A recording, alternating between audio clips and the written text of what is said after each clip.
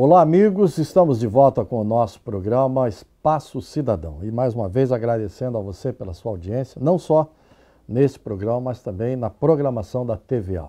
Você é aquele telespectador que nós consideramos especial.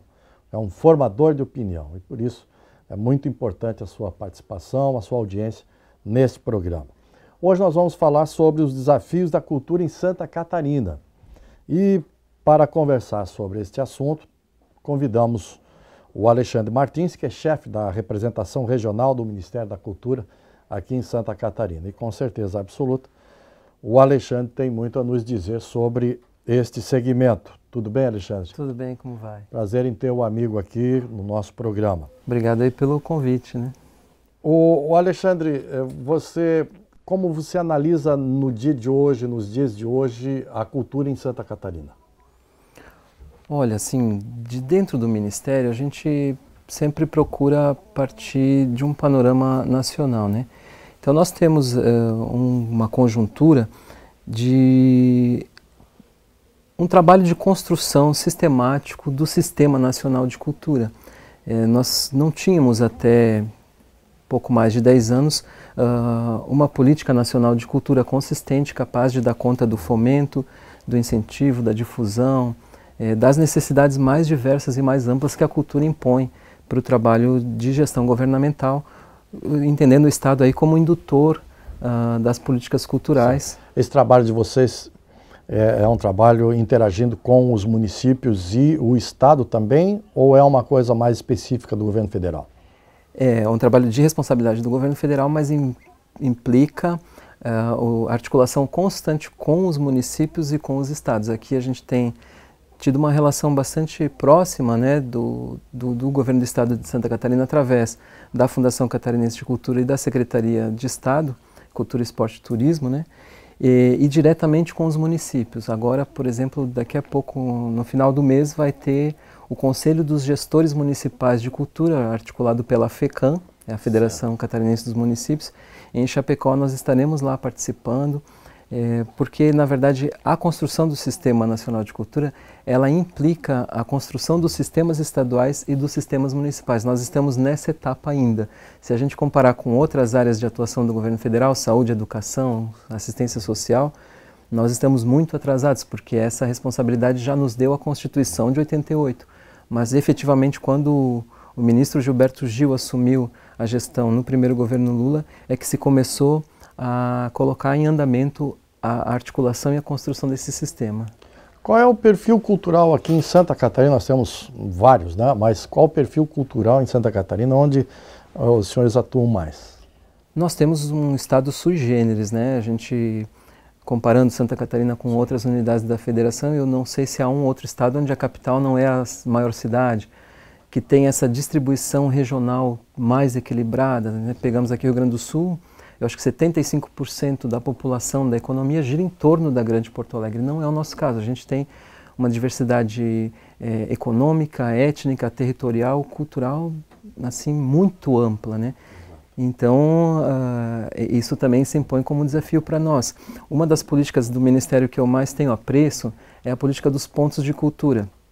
É o que o ministro Gil lá atrás dizia, como hoje o Juca, que trabalhou na gestão junto com o Gil na construção dessa ideia, nós precisávamos fazer um doim antropológico na sociedade brasileira. O doim é aquela coisa de onde toca, estimula a energia criativa, né? E essa ideia era pegar as entidades culturais, aquelas comunidades, as pessoas que faziam cultura nas comunidades e dar uma forma de fomento para que pudesse ser potencializado e criando uma rede que hoje é a Rede Cultura Viva, né, tem crescido muito, já são mais de 4.000 pontos de cultura no Brasil inteiro. Em Santa Catarina o nosso número ainda é pequeno, nós temos em torno de 70. Estamos para lançar um edital agora para mais 50 e para o final do ano mais 60 pontos de cultura. Então é algo que tem uma capilaridade muito grande, porque chega lá naquele município do interior que tem 7, 10, 15 mil habitantes, através da própria sociedade, aquelas pessoas já fazem cultura, já têm, e aí são as mais diversas, né? Associações de moradores, tem CTGs, grupos folclóricos étnicos. Exatamente. Então, principalmente, né, em Santa Catarina temos muita, né, diversidade étnica bastante grande. É um desafio fomentar que essas pessoas, essas organizações tenham condição de difundir o seu trabalho. Né? Alexandre, nós temos uma matéria justamente tratando desse assunto. Vamos ver. Debater a economia da cultura em Santa Catarina. Essa foi a proposta do Fórum Floripa Quer Mais, que trouxe 3 grandes especialistas no assunto, entre eles Luísa Lins, que falou dos desafios e das oportunidades com otimismo. Acho que tem muito desafio e quando tem desafio tem oportunidade. Mas eu vejo algumas coisas acontecendo, coisas interessantes. E é isso, o desafio é enorme, né? Porque a gente não tem muito uma tradição assim de lutar para fazer as coisas que a gente acredita. A gente não tem muito espaço, mas eu acho que muita gente já abriu um caminho. Eu acho que os grandes portões foram abertos, assim. Então, eu acho que tem muito espaço para trabalhar, tem muita coisa para crescer. Acho que a gente pode viver um bom momento. O professor e museólogo Peninha falou sobre a herança da cultura açoriana e enfatiza a beleza do que temos no litoral. Mas eu acho que precisa de mais ação, eu acho que precisa de mais coragem, quer dizer, expõe. Tem muita coisa maravilhosa que a gente desconhece. A nossa gente é um pouco retraída, ela é meio tímida, né? E ela não se escancara tanto. Mas quando mostra, a gente fica embevecido. E com uma cultura tão diversificada e criativa, onde as diferentes tradições evoluíram com as novas tecnologias, o público acredita em um futuro cultural ainda mais promissor. Eu acredito, haja vista que através da cultura que nós temos nossas raízes e podemos alavancar para as crianças um futuro melhor. E para as crianças um futuro melhor é um futuro melhor para toda a população. Eu sou um otimista por natureza. Eu acredito sim. Agora, há necessidade da participação das pessoas. Uma cultura alinhada de cima para baixo jamais vai funcionar. Por exemplo, nós fizemos aqui em Florianópolis o resgate do boi de mamão em algumas localidades e isso tudo nasceu da iniciativa das pessoas, que depois foi incorporado pela comunidade. A mesma coisa pode ser feita com o cinema, a mesma coisa pode ser feita com o teatro, a mesma coisa pode ser feita com todas as outras atividades, elas de natureza cultural. Para o maestro da Sinfônica de Santa Catarina, é preciso acreditar na cultura e colocar os projetos em prática. Acredito desde que haja um congressamento entre todas as áreas que podem produzir o efeito que nós precisamos. Ou seja, cada um dentro da sua área de atuação, que possa cercar os objetivos, possa trazer novas perspectivas e, acima de tudo, ação. Porque não adianta nós conversarmos mais uma vez, e assim como fizemos no fórum em 2002 lá em Brasília, fórum de maestros, uma grande pauta, né, de intenções, e daí o fórum acabou e ninguém fez nada. Quer dizer, é importante planejar, participar e realizar.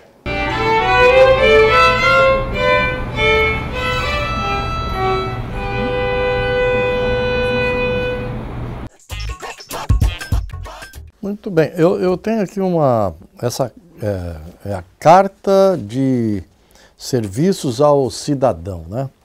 Essa aqui praticamente eu estou dando uma olhada aqui, está tudo que é possível se conseguir ou se fazer através da cultura. Isso, é isso? Com apoio direto do Ministério. Exato. Né? Posso ficar com ela aqui um pouquinho? Pode, então, deixa eu te perguntar, fazer uma pergunta. A pessoa tem um projeto cultural e quais os caminhos que ela deve percorrer para conseguir viabilizar esse projeto dela? Olha, hoje no MINC depende da área, sabe? Por exemplo, se for um projeto do audiovisual, nós temos editais abertos nesse momento, que inclusive é produção de conteúdo que vai ser exibido na rede de TVs públicas. É um projeto de porte, né? No ano passado, na última edição, não me lembro se foi exatamente ano passado, na última edição desse edital, o Brasil de Todas as Telas, Santa Catarina entrou com dois filmes de animação, né, que foram premiados. Então depende da área. Agora, se no geral, nós temos a Lei Rouanet, que é a lei de incentivo à cultura através de renúncia fiscal.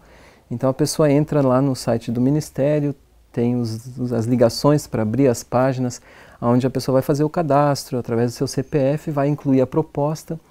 Então é bem intuitivo até, né? Tipo perguntas e respostas. Então vai preenchendo a proposta no site, ao terminar achou que a proposta está adequada, envia e ela é analisada pelas áreas técnicas do MINC.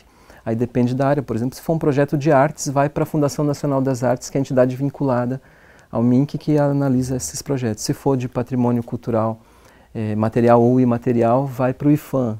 Então tem um trâmite aí de cerca de 90 dias, e aí o projeto sendo aprovado habilita aquele proponente a buscar o contato da iniciativa privada a captar recursos. Quem pode doar? As empresas que têm, que declaram imposto com base no seu lucro real, ou qualquer pessoa física que declare imposto de renda, né? E a nível de verba pública federal, como é que está isso? Até é interessante porque esse vídeo que nós vimos, o nome desse evento era O Nó da Cultura. E eu tenho muito claro, assim, a minha opinião, que o nó da cultura é o financiamento. É o financeiro. Como tudo na vida, né? A gente precisa... Porque hoje nós temos um orçamento que eu diria assim que é quase residual dentro da esfera federal, e nos estados costuma ser pior e nos municípios varia muito, mas é muito difícil porque não existe uma garantia de recursos. Há aí um projeto de emenda constitucional da deputada Jandira Fegari do Rio de Janeiro, a PEC 421, que propõe que a gente chegue a ter 2% do orçamento da União, 1,5% dos estados e 1% do município. Parece pouco, a gente fala 1,5%, 2%, mas significaria hoje 2%, mais de 4 vezes aquele orçamento todo que nós tivemos no ano passado para o Ministério da Cultura, que foi 0,40 e alguma coisa, né? Aqui no estado de Santa Catarina, o orçamento do ano passado, se eu não me engano, foi 0,11%, quer dizer, 0,1%, né? Menos 10% daquilo que a gente almeja para os municípios. Então eu creio que esse debate ele foi interessante porque mostrou, foi uma iniciativa muito boa do Fórum Floripa Quer Mais, que existe gente conseguindo produzir, conseguindo fazer, existe um campo muito fértil, essa diversidade que nós temos, ela é matéria-prima para a produção de muito conhecimento, muitas atividades artísticas, mas a gente esbarra no financiamento, né? A Lei Rouanet ela é muito restritiva no sentido de que depende do proponente conseguir o contato com a empresa. O que acontece aqui com as grandes empresas de Santa Catarina? Elas lidam com essa verba de fomento como uma verba de publicidade. Então, não é lidado com essa verba aqui, é lá em São Paulo, ou no Rio às vezes, onde estão as agências de propaganda que tratam da publicidade dessas empresas. Então, para tirar um dinheiro dessa forma não é fácil, não. Uma luta, né? Uma luta. Ô Alexandre, eu vou te pedir uma licença, nós vamos a um rápido intervalo e a gente já volta.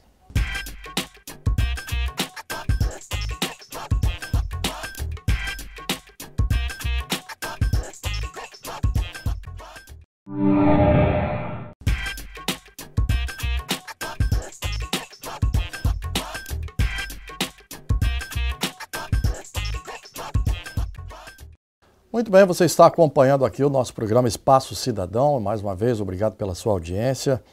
E o nosso convidado de hoje é o Alexandre Martins, que é chefe da representação regional do Ministério da Cultura aqui em Santa Catarina. O Alexandre falou sobre a Lei Rouanet, né, antes do intervalo. E além da Lei Rouanet, existem outras alternativas para o cidadão que de repente está assistindo o programa e queira ter acesso a essas facilidades ou a essa forma de financiar o seu projeto. Ele tem um projeto cultural e, mas a Lei Rouanet, meu Deus, eu vou lá, mas não consigo, eu bato numa empresa, bato na outra, mas é complicado. Existe alguma outra alternativa? Isso, é importante a pergunta, porque a gente acaba, ela é muito mais conhecida, né? Mas o Ministério tem aí uma série de editais que saem todos os anos, então tem prêmios de teatro, música, dança pela Funarte, O edital de intercâmbio ele é fundamental, as pessoas às vezes estão pesquisando, nós temos obras aqui em Santa Catarina que acabam até tendo um cofinanciamento, o pessoal faz a pesquisa através do edital de intercâmbio, viaja e depois usa, por exemplo, Elizabeth Anderle, que é aqui do estado, para fazer a produção. A gente tem alguns casos assim. Então, é interessante que as pessoas interessadas procurem dar uma olhada lá na página do Ministério, é cultura.gov.br.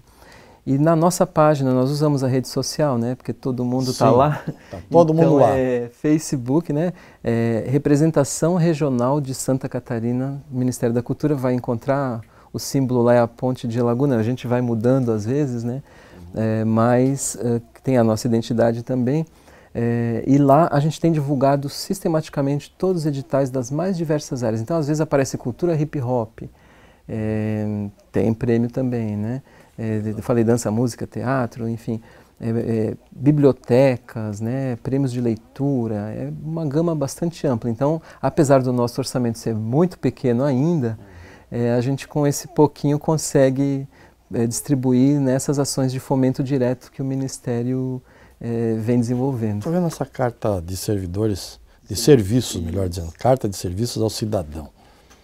Rede Incubadoras Brasil Criativo. Exatamente. Essa nós não temos em Santa Catarina. Não temos em Santa Catarina? Não. Foi feito um edital de seleção e vários estados entraram, eu acho que aí deve ter o dado específico. E é um espaço interessante, são casas geralmente históricas que são montadas como um espaço de uma incubadora criativa. E aí a pessoa vai lá aprender cultura digital, vai conseguir espaço, formação nas mais diversas áreas técnicas da produção cultural também se trabalha aí, né? Dentro da internet, estou vendo aqui, plataforma pública de blogs e conversas. O culturadigital.org.br, se eu não me engano. Exato. Isso, a ideia é agorizada, assim, a gente diz agorizada. Rapaziada, eles sabem mais que a gente. Eles adoram, então tem toda uma linha de desenvolvimento nessa área, eles têm uma linguagem muito própria, às vezes a gente parece que é de outro mundo, né? Criam blogs e é um movimento, eles têm uma militância, fazem produções belíssimas de artes gráficas visuais também, usando os meios digitais, né? Interessante. O Alexandre, nós temos o depoimento do Carlos Paiva, que é secretário de Fomento e Incentivo à Cultura do Ministério da Cultura. Vamos ver.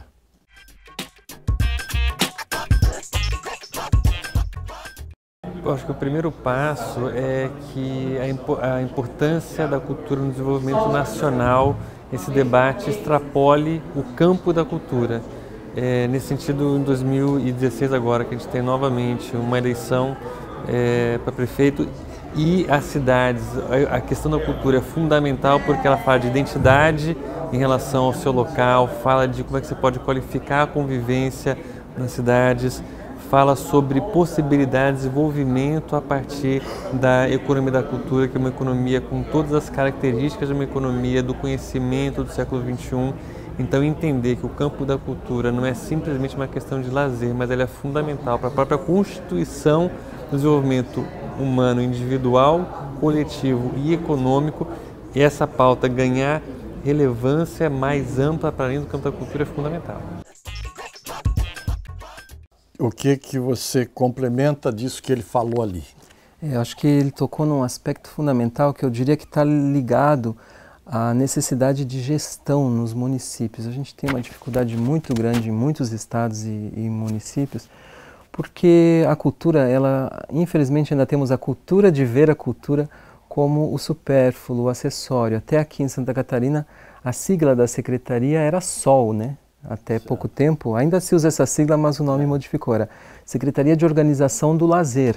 Então, tu pega 3 áreas econômicas importantes do desenvolvimento, como ele falou ali, que é a cultura, o esporte e o turismo, e trata disso como lazer. Então, lazer é aquilo que é bom tu ter, mas se tu não tiver, tu continuas vivendo igual. E eu acho que essa concepção, ela tem sido assim um entrave muito grande para o desenvolvimento das políticas, né?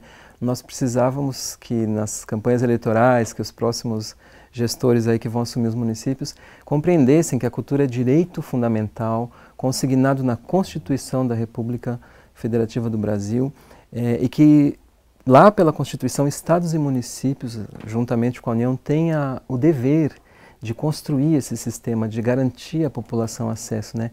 Nesse debate que nós estivemos aqui do Floripa Quer Mais, um médico deu um depoimento muito interessante. Ele disse: eu vim aqui porque a minha experiência é o seguinte: as pessoas, quando elas têm acesso à cultura de alguma maneira, elas são mais felizes e elas adoecem menos.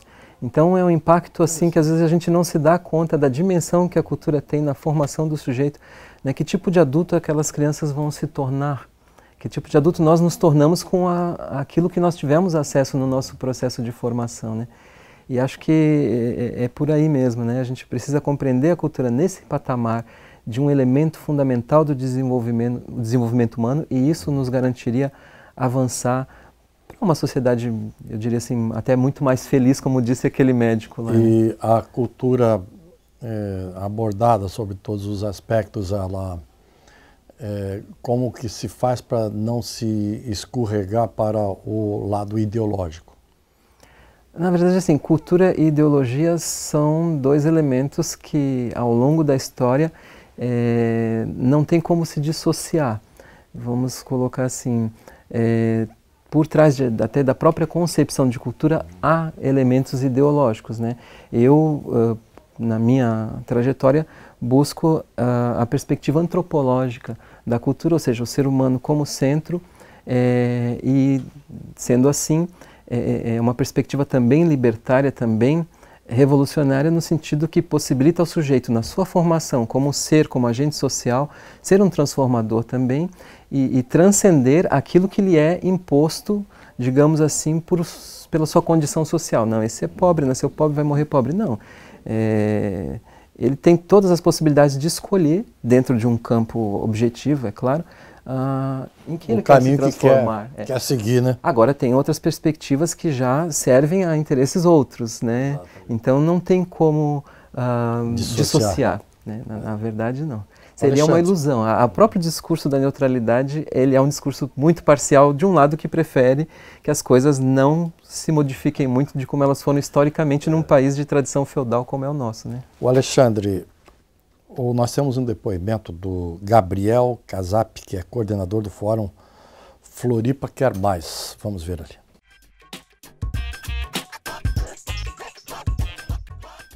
Nós temos algumas características até físicas e geográficas do nosso estado que poderiam facilitar que a economia pudesse ser mais explorada nesse setor, né, da economia criativa, que se chama economia da cultura. Nós temos, por exemplo, gravar nos cânions americanos ou gravar na região serrana aqui de Santa Catarina seria a mesma coisa, bastava que a gente tivesse políticas de incentivo para isso.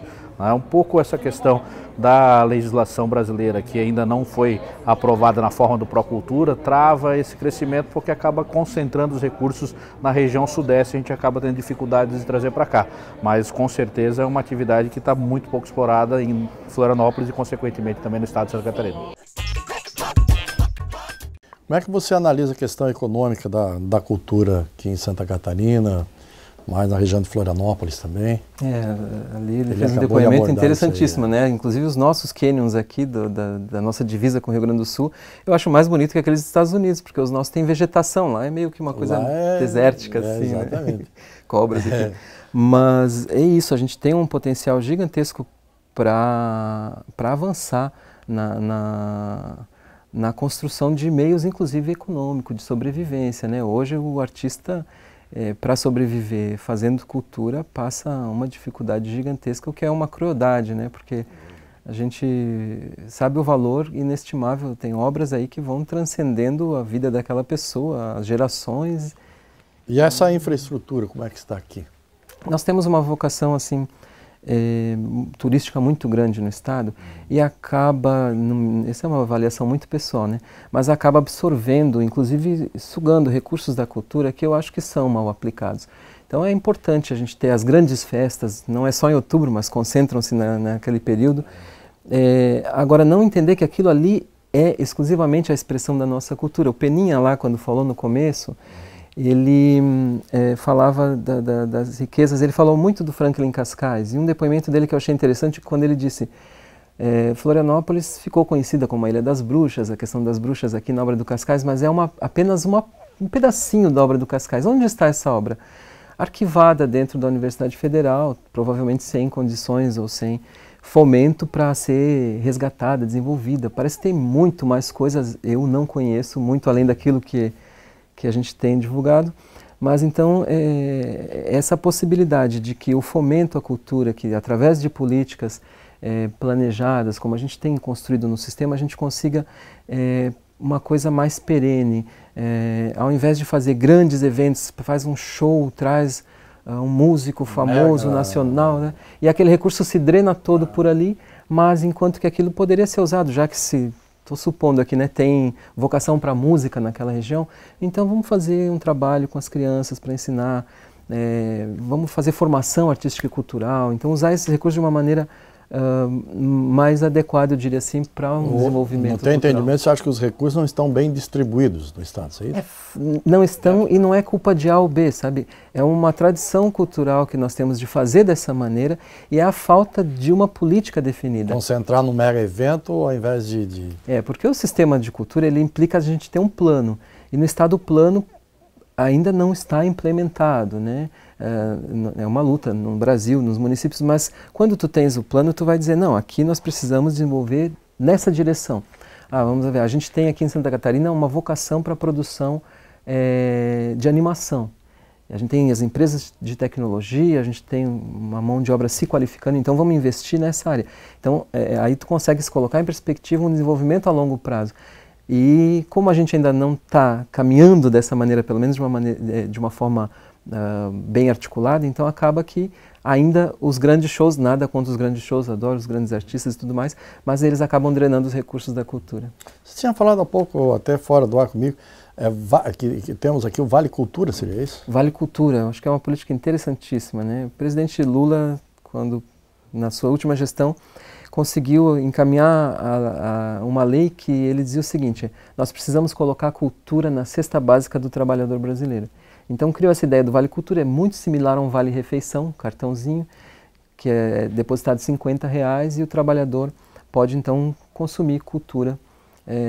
Destinado especificamente a pagar um espetáculo. Espetáculos, ingressos de espetáculos, entradas de cinema, compra de livros.